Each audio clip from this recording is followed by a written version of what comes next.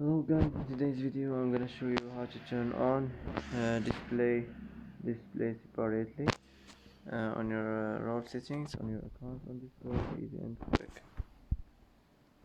First click here, now click settings, now click roles, click here now, and here you will find display separately. Click on it like this and it should be turned on, and if you want to turn it off just click it back, and that's it.